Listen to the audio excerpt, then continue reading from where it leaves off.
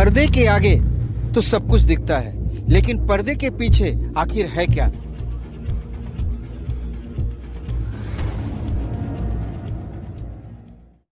नमस्कार, मैं सत्येंद्र प्रताप सिंह। आप देख रहे हैं डिजिटल खबरीलाल का खास कार्यक्रम पर्दे के पीछे।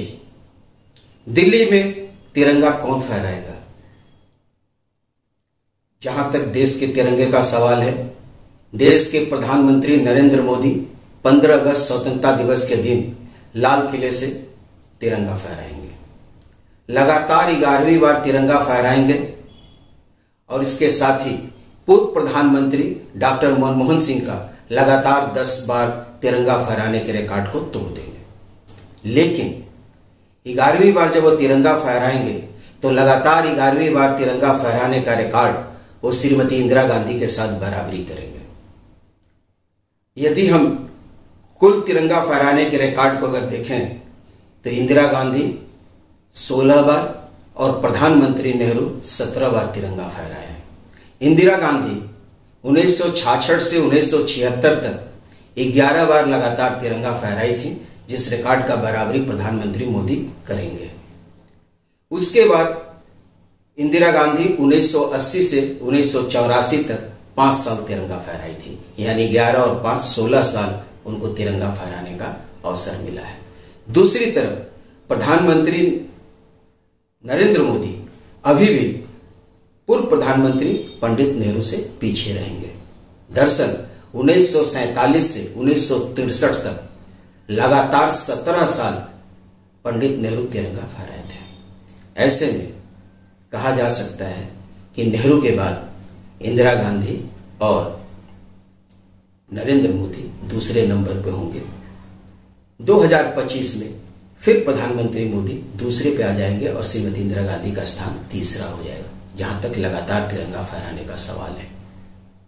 लेकिन अगर हम दिल्ली सरकार की बात करें तो हर साल 15 अगस्त को दिल्ली के छत्रसाल स्टेडियम में मुख्यमंत्री तिरंगा फहराते हैं। मार्च 2024 से सीबीआई के मामले में अरविंद केजरीवाल तिहाड़ जेल में बंद हैं। ऐसे में सवाल उठता है कि दिल्ली सरकार की तरफ से तिरंगा कौन फहराएगा? मुख्यमंत्री अरविंद केजरीवाल जेल में हैं और इस्तीफा उन्होंने नहीं दिया है।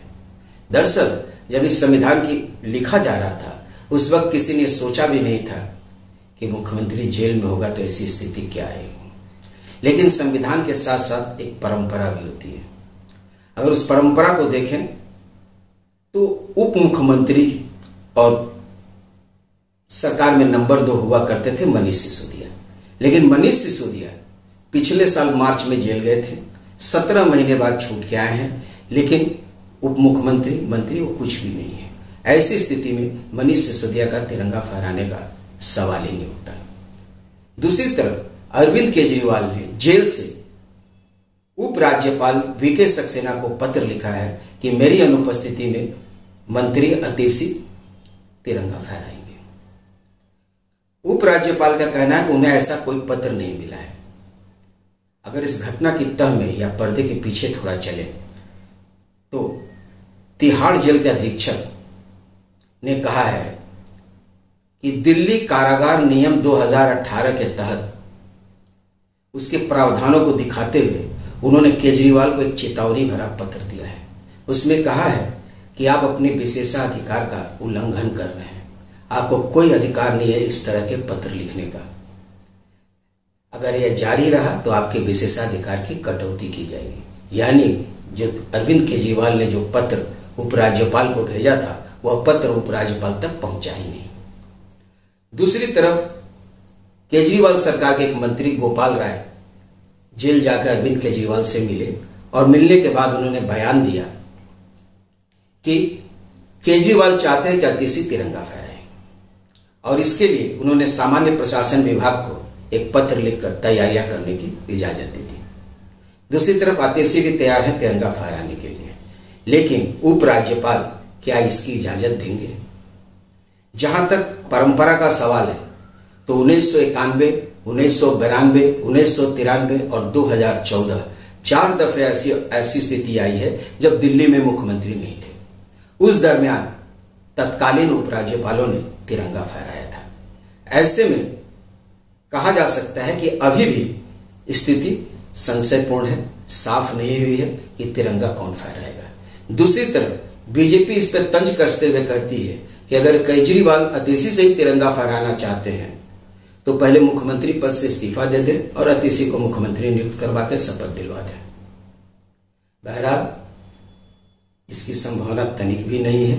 ऐसे में कहा जा सकता है कि अब 15 अगस्त को ही देखने को मिलेगा कि आखिर दिल्ली सरकार की तरफ से तिरंगा कौन फहरा रहा है। वैसे अतीत की घटनाओं को देखते हुए पूरी संभावना है कि शायद उपराज्यपाल वीके सक्सेना ही शायद तिरंगा फहराए। धन्यवाद। आज के लिए बस इतना ही। कल फिर इसी समय मिलेंगे पर्दे के पीछे।